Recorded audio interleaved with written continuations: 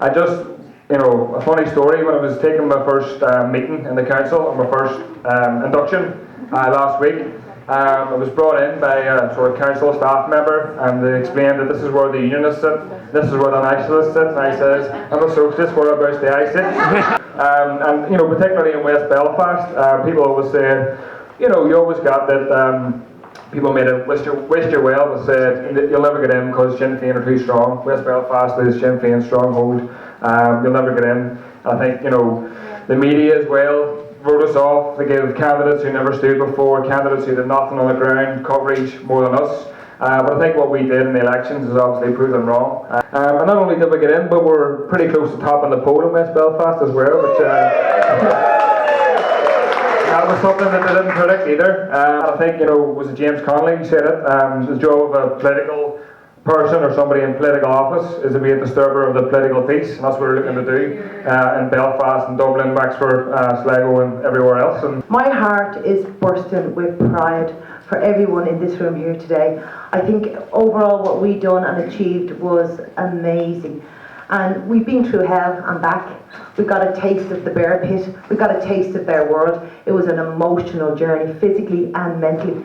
And it's a hard thing for us to come back down from, because it's not our world. We're not used to it. But by God, we gave it a good try. And I am so proud overall about what the party has actually achieved. And we should be very proud of that and get behind all our candidates. I was so proud of what I achieved. And what for me, as a socialist, standing in that room, in their world, seeing the faces of Labour when they dropped, watching them drop one by one, I knew we just had to get out there and rally and see where we stood. And phenomenally, overall as a party, we did tremendous. And we let everybody in this country know who People Before Profit are.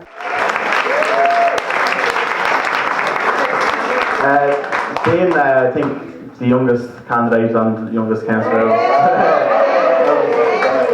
tasked with the token job of talking about young people. But I think all of us would notice that throughout the course of the elections, when we're driving around or walking around anywhere in the country, you looked at the posters and you noticed, geez, there actually is a lot of young candidates running for all parties, and this kept on coming back up on the doors. People said, geez, isn't it great? All these young people running for elections, and I kind of went, well, yeah, whatever. Exactly, yeah. So I started thinking about it. Why are there so many young people, running for elections? Because the mainstream political parties always try and look like they're youthful, and they always go out of their way to approach young people to run for them. So why were they actually successful in this time? And I think that's the massive irony in the whole thing, because 5 or 6 years ago they wouldn't have been able to get so many young people, because there was actually a chance when you left school or college that you might get a well-paid job, you wouldn't have to emigrate.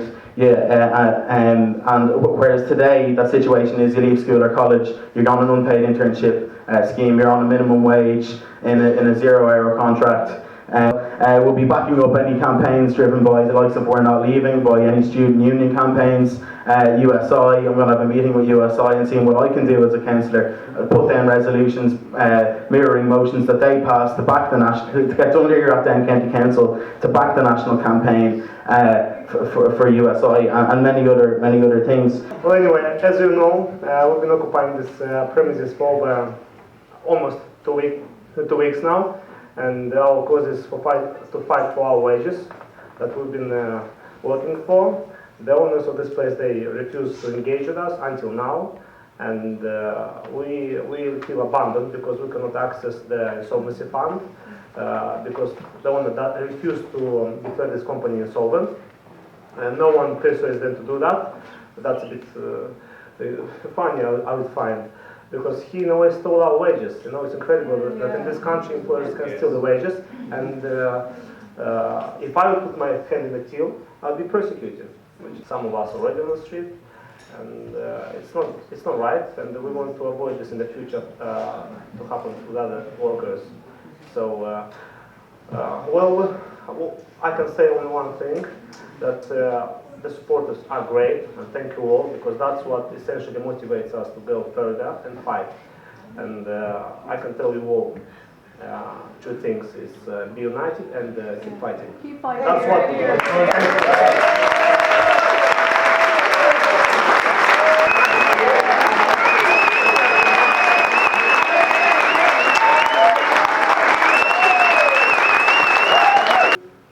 we took on all the established parties down, we came from a very low base, and I heard our candidates talking about the things that they had.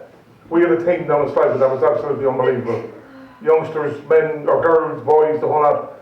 And every night of the week they were out working their butts off to get, to push the message for people before profit. And we went into the council centre, I remember the morning, and one of the people asked one of the established parties, how are we going to do, having the hope.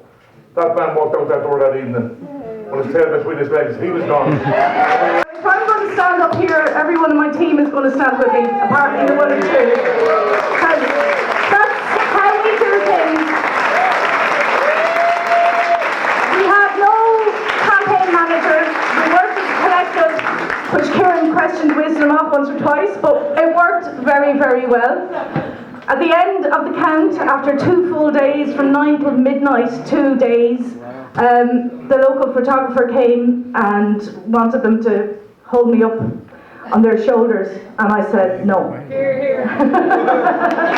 I said, we're a collective, we all stand together, shoulder to shoulder. Alva's comments are very kind, but I don't think what's-his-face Hayes would have liked to. Couple of things. First of all, to say, I think I learned an awful lot about Europe, not stuff that I didn't know, but reinforced stuff, not just about Europe, but about what we call modern democracy, which really, when you delve deep into how systems and parliaments and parliamentarianism works, leaves an awful lot to be desired inside any democratic structure that we know of.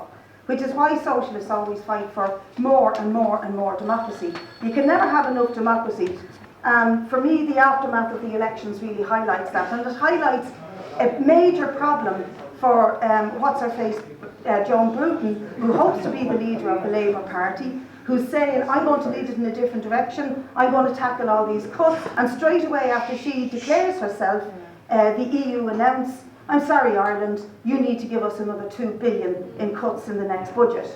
So this creates, if you like, a dilemma both for democracy but also for the parties who claim to represent us, and the Labour Party in its attempt to recover from what was a real good kicking that they got in the election. That has to be acknowledged. They got the stuffing knocked out of them.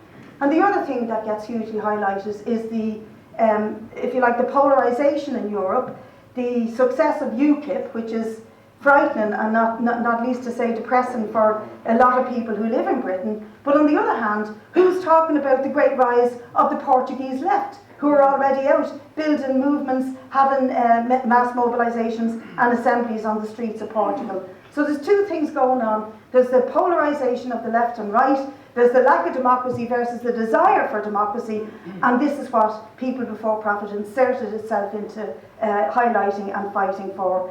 The Tallaght creche, a creche made and built and maintained for the nurses, the physiotherapists, the admin workers, the porters, the radiographers in Tallaght Hospital, was about to close down in the middle of our campaign. They emailed me and asked me to visit them.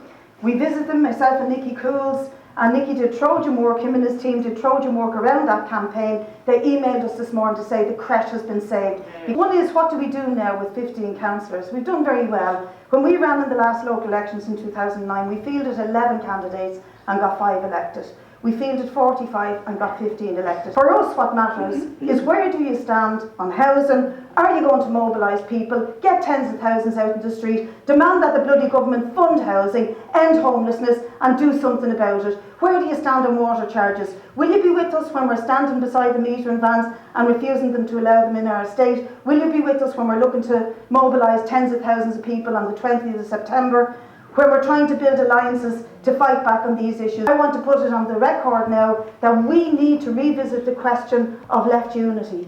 What we do on the council will matter, because we will organise people, and we will use the council as a way of challenging that lack of democracy and a way of speaking to people and organising a fight back that starts from below, demanding more democracy from above. And no illusions that we're somehow powerful players that need to have a chairperson position here, a Lord Mayorship there. That doesn't matter. What matters is how we use it to be a voice and to be a megaphone for the people who elected us, and to help to organise them into a big, big, strong movement of resistance on the streets, in the workplaces, in the colleges, everywhere we go. That's what our job is.